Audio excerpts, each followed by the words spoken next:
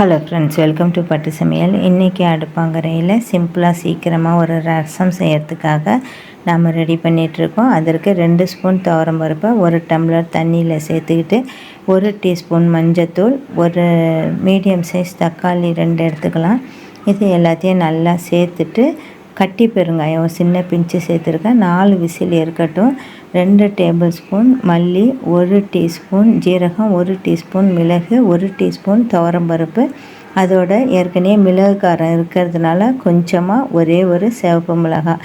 இது எல்லாத்தையும் எண்ணெய் சேர்க்காமல் நல்லா வறுத்து எடுத்துக்கலாம். வறுத்துட்டு லேசாக ஆறினோன்னே இதை ஒரு மிக்சியில் நம்ம பொடி பண்ணி வச்சுக்கலாம்.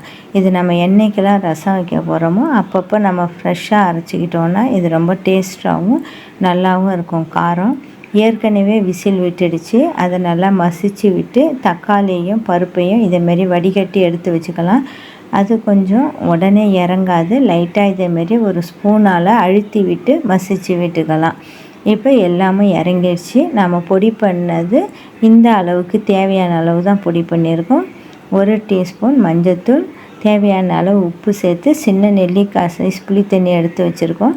அதையும் கரைச்சி வடிகட்டி இதோட சேர்த்துக்கலாம்.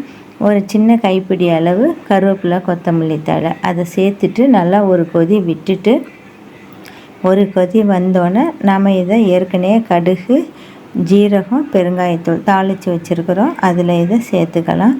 வாசனைக்காக 2 பல் பூண்டை நல்லா தட்டிட்டு அதையும் லேசாக எண்ணெயில் வதக்கிட்டு இதோடு சேர்த்துக்கலாம். ஃபஸ்ட்டே கடுகு, ஜீரகம் தாளிக்கும் போது கூட இந்த பூண்டையும் சேர்த்து நம்ம தாளித்து வச்சுக்கலாம். பூண்டு கொதிக்கணும்னு தேவையில்லை. நம்ம கடைசியாக போடும்போது அந்த வாசனை, அந்த காரம் எல்லாமே கொஞ்சம் சேர்ந்த மாதிரி நல்லாயிருக்கும். அதுக்காக தான் நம்ம இதை கடைசியாக சேர்க்குறோம். அதையும் சேர்த்துட்டோம் அப்படின்னா சூப்பரான இந்த ரசம் ரெடி ஆகிடும். நம்மளுக்கு ஃபீவராக இருக்குது அல்லது நல்ல ஒரு கோல்டாக இருக்குன்னா அப்போ இந்த ரசம் ரொம்பவே நல்லாயிருக்கும்.